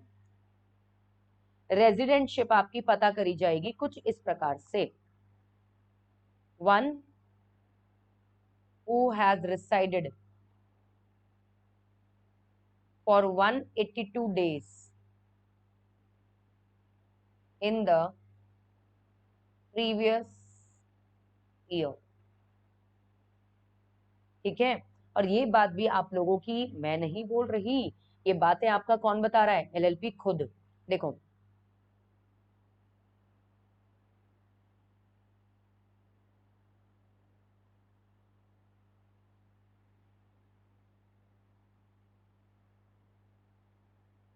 ये देखिए, डेजिग्नेटेड पार्टनर कौन होगा? एवरी एलएलपी, मार्क कर लीजिएगा section 7, every LLP shall have at least 2 designated partners who are individuals and at least one of them shall be the resident of India। Resident of India का मतलब क्या है? अब ये पढ़िएगा तीसरा पॉइंट पहले।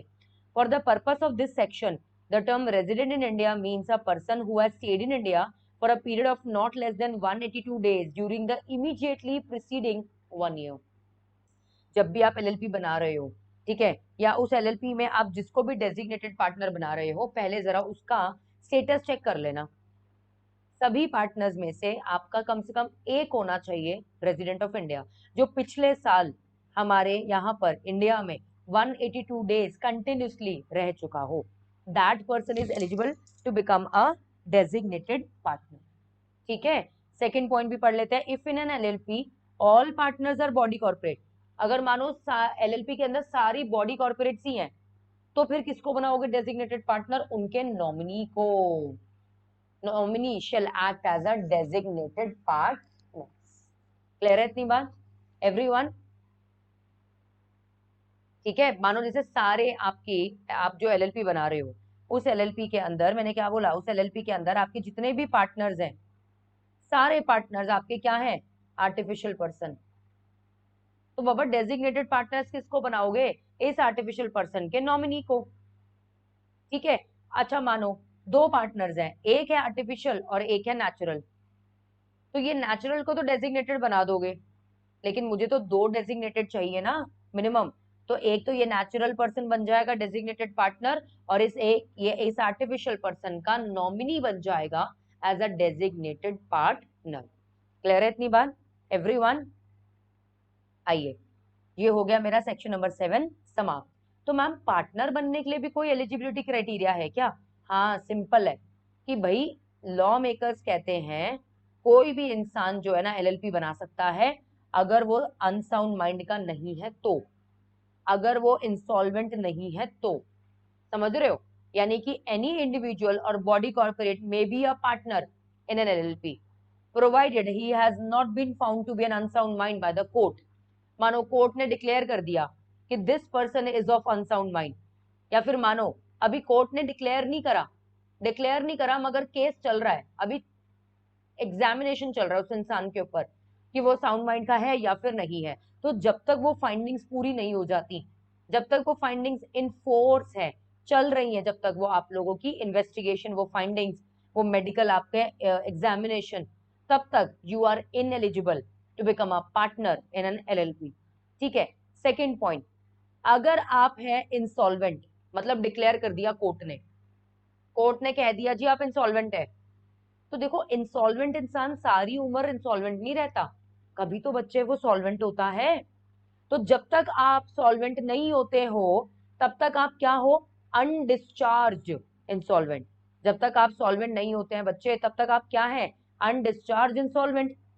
मतलब आप अभी इंसॉल्वेंसी का स्टेटस अभी तक हटा नहीं है, समझ रहे हैं? तो जब तक वो नहीं हटता, you are not eligible to become a partner. इन्हीं पार्टनर्स में से फिर आप चूज करोगे ना डेजिग्नेटेड पार्टनर्स, ध्यान रखिएगा इस बात को। अच्छा, मानो अभी आप इंसॉल्वेंट हो या नहीं हो, अभी इसका फैसला हुआ नहीं है, केस चल रहा है, मगर अभी तक इसका फैसला हुआ नहीं है, that means he has applied to be adjudicated as an insolvent and his application is pending। अगर ये तीनों डिसेबिलिटीज किसी भी आपके इंडिविजुअल या बॉडी कॉर्पोरेट में हुई ना, दे और ही or she or they will not be eligible to become a partner. तभी तो देखो इसकी लैंग्वेज क्या कहती है, any individual or body corporate may be a partner in an LLP. Partner तो नेचुरल या आर्टिफिशियल पर्सन कोई भी बन सकता है, however an individual shall not be capable of becoming a partner. एक इंसान पार्टनर तब नहीं बन पाएगा जब वो अनसाउंड माइंड का हो, इंसॉल्वेंट हो, या इंसॉल्वेंसी का केस अभी चल रहा है और वो पेंडिंग है। ऐसे केसेस में he will not be eligible to become a partner. अच्छा, नेक्स्ट पॉइंट सेक्शन 6 भी कर लेते हैं, 5, 6 और 7 तीनों हो जाएंगे हमारे। लॉ मेकर्स कहते हैं आपके पार्टनर्स भी मिनिमम कितने होने चाहिए? 2। मैक्सिमम कितने? No limits. जैसे पब्लिक कंपनी में था मैक्सिमम नंबर ऑफ मेंबर्स की कोई लिमिट नहीं थी, उसी तरीके से एलएलपी में मैक्सिमम नंबर ऑफ पार्टनर्स की कोई भी लिमिट नहीं है। I hope I am clear with all of you. Now minimum number of partners. अच्छा, एक बात और, मैंने आप सब बच्चों को बता दिया कि मिनिमम नंबर ऑफ पार्टनर्स मुझे कितने चाहिए, मिनिमम कितने चाहिए? 2। ये स्टैट्यूटरी रिक्वायरमेंट है, ये लीगल रिक्वायरमेंट है, 2 से कम पार्टनर नहीं होने चाहिए। जैसे पब्लिक कंपनी में 7 से कम मेंबर्स नहीं होने चाहिए, 7 से कम मेंबर्स नहीं होने चाहिए, उसी तरीके से एलएलपी में 2 से कम पार्टनर नहीं होने चाहिए। समझ रहे हो? 2 से कम आप लोगों के पार्टनर्स नहीं होने चाहिए। अब अगर कभी भी ऐसा हुआ कि 2 ही पार्टनर है मानो, और उसमें से एक की डेथ हो गई, तो अब मेरी एलएलपी में कितने पार्टनर्स बचे? ओनली 1। तो लॉ मेकर्स कहते हैं हम आपको ना 6 मंथ्स का टाइम दे रहे हैं, 6 मंथ्स टाइम दिया जा रहा है आपको, ठीक है? ये 6 महीने के समय के अंदर अंदर नया पार्टनर लेकर आओ, ताकि एलएलपी की जो रिक्वायरमेंट है टू हैव मिनिमम 2 पार्टनर्स, जो एलएलपी की रिक्वायरमेंट है टू हैव मिनिमम 2 पार्टनर्स, वो बच्चे फुलफिल करी जा सके। अगर वो तुमने नहीं किया ना, तो LLP will not be considered as a separate legal entity. फिर ये मान लिया जाएगा कि ये 6 महीनों तक जो भी काम हुए उसके लिए आपके इस इंडिविजुअल पार्टनर की जो लाइबिलिटी है वो क्या है? अनलिमिटेड। वैसे मैंने क्या सिखाया है, एलएलपी में पार्टनर्स की जो लाइबिलिटी होती है, वो पार्टनर्स की लाइबिलिटी क्या होती है? Limited liability. लेकिन कभी अगर ऐसा हुआ ना कि आपका वो जो रिक्वायरमेंट है टू हैव मिनिमम 2 पार्टनर्स, अगर वो रिक्वायरमेंट फुलफिल नहीं हो पाई, मतलब मैंने बना तो लिया एलएलपी को, मानो 2 साल चलाया, उसके बाद एक पार्टनर की डेथ हो गई या वो इंसॉल्वेंट हो गया, अभी डेथ हो गई, इंसॉल्वेंट हो गया, या मानो अनसाउंड माइंड का हो गया, इंडिविजुअल है तो वो तो अब इनएलिजिबल हो गया ना। तो मतलब इनएलिजिबल का मतलब है अब एलएलपी के अंदर सिर्फ एक ही पार्टनर रह गया। अब हम आपके ऊपर डंडा नहीं डाल रहे हैं कि अभी लाओ नया पार्टनर, अभी लेकर आओ, 6 महीने का समय दे रहे हैं, 6 महीने के अंदर अंदर नया पार्टनर ले आओ। जो नहीं लाए ना, तो ये जो सेपरेट लीगल एंटिटी का कंसेप्ट चल रहा है ये हटा दिया जाएगा। आपके पार्टनर की लाइबिलिटी फिर लिमिटेड नहीं रहेगी, क्या रह जाएगी? फिर वो क्या हो जाएगी? अनलिमिटेड। और ये बात मैं नहीं कह रही, कौन कह रहा है? सेक्शन नंबर 6 रीड आउट कर ले एक बारी, ठीक है? If at any time the number of partners of LLP is reduced below 2 and the LLP carries on business for more than 6 months, while the number is so reduced, the person who is only partner of the LLP, जो वो बचा हुआ only partner है, वो जो एक अकेला only partner है ना, during the time it so carries on a business after those 6 months and has the knowledge of the fact, वो सब जानता है कि बाबा एक ही पार्टनर हूं अब मैं, फिर भी बिजनेस चलाए जा रहा है, चलाए जा रहा है, चलाए जा रहा है बियॉन्ड 6 मंथ्स ऑल्सो, तो लॉ कहता है he shall be personally liable for the obligations of the LLP which is incurred during that period। ये जो कॉर्पोरेट वेल है ये लिफ्ट कर दी जाएगी, ये मान लिया जाएगा, कोई एलएलपी नहीं है, कोई सेपरेट लीगल एंटिटी नहीं है। जो एलएलपी की लाइबिलिटी वो आपके पार्टनर की लाइबिलिटी, यानी कि मेरे पार्टनर की लाइबिलिटी देखो तो क्या हो गई, अनलिमिटेड। इसी के साथ सेक्शन नंबर 5, 6, 7 समाप्त। ठीक है, जो पेज नंबर 4 पर आप लोगों के दिए गए हैं, मार्क कर लीजिएगा प्लीज। इसमें से अगर मैं कहूँ ना, आप लोगों का आरटीपी 2019 में सेक्शन नंबर 4, सेक्शन नंबर 5 में से क्वेश्चन पूछा गया है। मैं वापस दिखाती हूँ आपको, कौन सा, ये जो सेक्शन नंबर आप लोगों का 5 है ना, कि कौन इंसान बन सकता है एलएलपी का पार्टनर। मैम इंडिविजुअल कॉर्पोरेट कोई भी बन सकता है, प्रोवाइडेड अनसाउंड माइंड का ना हो, इंसॉल्वेंट ना हो, या इंसॉल्वेंसी का केस चल रहा है और वो पेंडिंग है। अगर ये 3 चीजें आ रही है ना, यानी कि ये तीनों क्या है, डिसेबिलिटीज हैं, प्लीज इसको अट्रैक्ट मत करना, फिर तुम बन सकते हो द पार्टनर। आरटीपी 2019 मई का क्वेश्चन है ये। Getting my point? मैं मार्किंग भी करा रही हूँ साइड बाय साइड, ताकि फुल फ्लेज एकदम ये चैप्टर हम लोगों का कंप्लीट हो जाए। 10 पॉइंट्स कर चुके हैं। सबसे पहला हमने इसमें फीचर्स में क्या किया, LLP is a body corporate. दूसरा पॉइंट, इसमें होगा परपेचुअल सक्सेशन। तीसरा पॉइंट, इसमें है सेपरेट लीगल एंटिटी। चौथा पॉइंट, इसके अंदर है म्यूचुअल एजेंसी। पांचवा पॉइंट, एलएलपी का अग्रीमेंट बनाओ, नहीं बना रखा तो शेड्यूल 1 को फॉलो करो। छठा point, LLP is an artificial person, can do any act like a natural person except to get married and except to take an oath, except to get a divorce and all that. ठीक है। 7 point, LLP में common seal होगा but now it is not mandatory. अगर हुई then वो लगाने के बाद आपके डेजिग्नेटेड पार्टनर साइन करेंगे, सभी पार्टनर्स की लाइबिलिटी क्या हो जाएगी, लिमिटेड। नेक्स्ट, आपके एलएलपी में मैनेजमेंट किसके हाथों में होगी, बिजनेस की मैनेजमेंट मैम पार्टनर्स के हाथों में होगी, मगर उन्हीं में से डेजिग्नेटेड पार्टनर्स चूज किए जाएंगे and they will be held responsible for the legal compliances. ठीक है, आइए नेक्स्ट। 10वां पॉइंट, मिनिमम कितने पार्टनर्स होंगे, 2। मिनिमम, ज्यादा भी हो सकते हैं, 2, 20, 2, 12, 22, 20, 25, 50, कुछ भी हो सकते हैं। और उन्हीं में से कम 2 होने चाहिए डेजिग्नेटेड पार्टनर्स, कम से कम। तो डेजिग्नेटेड पार्टनर्स भी ज्यादा हो सकते हैं।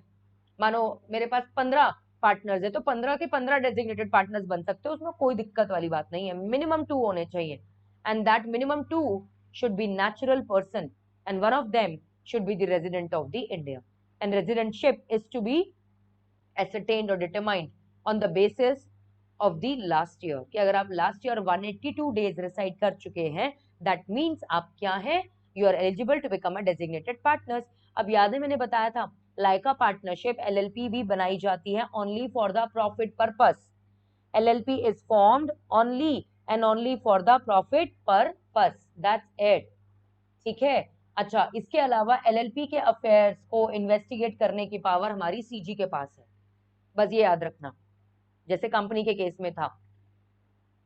13 पॉइंट मैं करवा देती हूँ, मगर ये वही वाली बात है ना, ये पूरा तो दे नहीं रखा आपका पॉइंट, पूरा पॉइंट दे नहीं रखा है।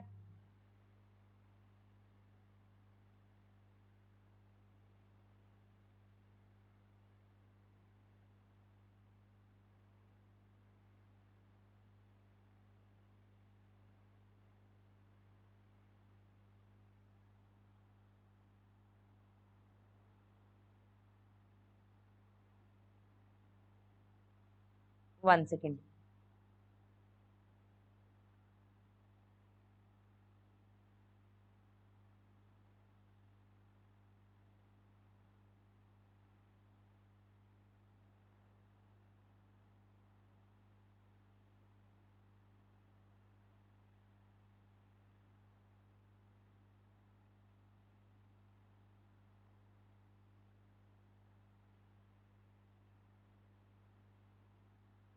रिलैक्स रहिएगा।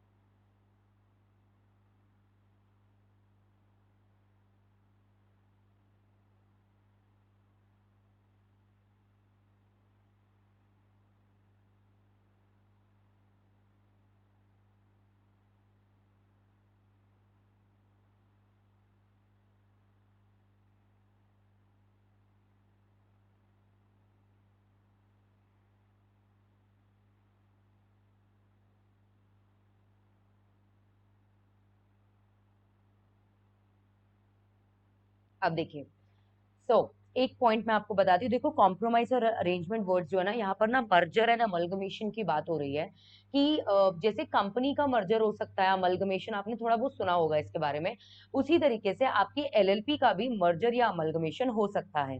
ठीक है, मतलब आपकी दो एलएलपी साथ में मिल सकती है, दो एलएलपी जो है साथ में मिलकर एक नई एलएलपी बना सकती है। ठीक है, जिसमें आपकी वो दोनों एलएलपी जो है ना खत्म हो गई और नई एलएलपी फॉर्म हो गई। तो मर्जर एंड अमलगमेशन जो कुछ भी होगा वो कैसे होगा, in accordance with the provisions of the LLP act 2008। ठीक है, यानी कि ये इन डिटेल आपको नहीं दिया गया है, इन डिटेल आपके कोर्स में नहीं है, पूरे 81 सेक्शंस नहीं आ रहे हैं आप लोगों के पास, इसीलिए। ठीक है, अब देखो आपकी एलएलपी जो है ना वो किसी नॉर्मल पार्टनरशिप फॉर्म में कन्वर्ट करी जा सकती है अकॉर्डिंग टू शेड्यूल नंबर 2। 1 के अंदर क्या था, एलएलपी वाला अग्रीमेंट था जो म्यूचुअल राइट्स के बारे में बात करता है। शेड्यूल 2 के अंदर क्या है, आपका दिया गया है प्रोसीजर, प्रोसीजर दिया गया है कि अगर आपकी फॉर्म एलएलपी में कन्वर्ट होना चाहती है तो क्या प्रोसीजर फॉलो होगा। अगर आपकी कोई प्राइवेट कंपनी एलएलपी में कन्वर्ट होना चाहती है, private company wants to get it converted into LLP, तो प्रोसीज आपका शेड्यूल 3 फॉलो होगा। आपकी कोई अनलिस्टेड पब्लिक कंपनी कन्वर्ट होना चाहती है एलएलपी में, तो आपका शेड्यूल 4 फॉलो किया जाएगा। और ये सारे शेड्यूल्स आपके कहाँ दिए गए हैं, एलएलपी एक्ट 2008 में। ठीक है, जैसे मैंने बताया था, देखो मैं वापस जा रही हूँ पेज नंबर 1 पर, आप भी आइएगा पेज नंबर 1 पर। हाँ, ये देखो फर्स्ट शेड्यूल में आपका क्या था, एलएलपी वाला अग्रीमेंट था। सेकंड शेड्यूल के अंदर कन्वर्जन आप कर रहे हो एक पार्टनरशिप फॉर्म का इनटू एलएलपी। थर्ड शेड्यूल में आप कन्वर्जन कर रहे हो प्राइवेट कंपनी का इनटू एलएलपी। फोर्थ शेड्यूल में आप कन्वर्जन कर रहे हो of an unlisted public company into an LLP.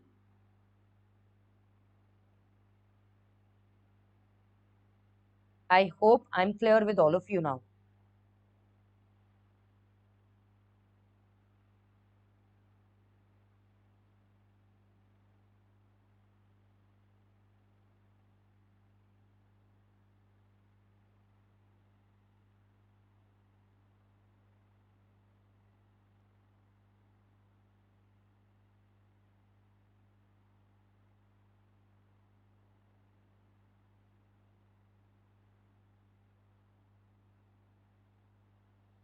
अब सुनना बात को, तो थर्ड शेड्यूल हो गया, फोर्थ शेड्यूल हो गया। ठीक है, अब देखो पता है यहाँ पर क्या दिया हुआ है, the ministry of corporate affairs and the ROC are interested with the task of administrating the LLP act. लेकिन अब पहले था, अब हमारे पास आरओ एलएलपी है, और कभी अगर वो नहीं फंक्शन कर पाता है then you can approach to the ROC. मैं दिखाऊं आपको एक बारी, पहले फीचर्स कन्वर्ट कर लेते हैं पूरे, एक बारी फीचर्स हो जाएंगे ना उसके बाद मैं आपको मिनिस्ट्री ऑफ कॉर्पोरेट अफेयर्स की साइट पर लेकर जाऊंगी ताकि आपको थोड़ा सा एक आइडिया हो जाए। आपको एलएलपी के भी जितने भी फॉर्म्स फाइल करने हैं वो भी इलेक्ट्रॉनिकली फाइल होंगे, कहाँ पर, इनटू दी mca.gov.in पर। ठीक है, ये देखो अब ये कनेक्ट भी होगा आप लोगों के लिए, लिंक सेंड किया हुआ था, वो कनेक्ट होने जा रहा है। ये खुल गई हमारी साइट, यहाँ पर एक्ट्स एंड रूल्स दिख रहा है। एक्ट्स एंड रूल्स में आपको ये दिखा, limited liability partnership act 2008। MCA की सर्विसेज पे आपको दिखाऊं, ये देखो एमसीए की सर्विसेज, एलएलपी बनानी है, ठीक है, उसका इनकॉर्पोरेशन करना है, कैसे क्या करना है, वो सारी चीजें आप लोगों की यहाँ पर दी गई है। ओके, तो यानी कि ये मेरी कौन सी साइट है, मिनिस्ट्री ऑफ कॉर्पोरेट अफेयर्स। अब आइए नेक्स्ट, वापस चलते हैं। ठीक है, आप लोग अगर चाहें तो फॉरेन एलएलपीज जो है ना उनके बारे में भी हमें थोड़ा सा पढ़ाया गया है, नाम से पता लग रहा है यार, फॉरेन एलएलपी है, यानी कि ये वो एलएलपी है जो कि इंडिया में नहीं बनी है। ये आपकी वो एलएलपी है जो कहाँ बनी है, आपकी अब्रॉड में बनी है, मगर इसका कोई ना कोई एक ब्रांच, कोई इसकी कोई इसका डिपार्टमेंट, कोई इसका ब्रांच, कोई इसका place of business physical form में या इलेक्ट्रॉनिक फॉर्म में आपका कहाँ पर है, it is here in India. तो फॉरेन कंपनीज जो है ना उसको भी समटाइम्स आपका एलएलपी एक्ट 2008 फॉलो करना पड़ता है। इसी के साथ मेरे सारे एसेंशियल्स समाप्त। ठीक है, ये एसेंशियल्स बहुत इंपॉर्टेंट है, इन्हीं एसेंशियल्स के भरोसे हमने अपना काफी हद तक जो है कंसेप्ट आज कवर्ड कर लिया। Guys please please please do share your feedbacks after attending this lecture. ये लेक्चर सबसे ज्यादा इंपॉर्टेंट है और इसके बाद वाला लेक्चर आपके एलएलपी का, बिकॉज इनसे आपको एक अब आइडिया हो जाएगा कि एलएलपी एक अलग ही फॉर्म ऑफ बिजनेस ऑर्गेनाइजेशन है ये पार्टनरशिप जैसी, जिस पर पार्टनरशिप एक्ट अप्लाई नहीं हो रहा है। जिसमें से पार्टनरशिप के सारे डिसएडवांटेजेस को हटा दिया गया है. So I'm done with today's lecture. Do watch it. Do share your feedbacks. Fine. If you guys are having my number, then please do share your feedbacks on the group. Fine. Have a nice day, everyone.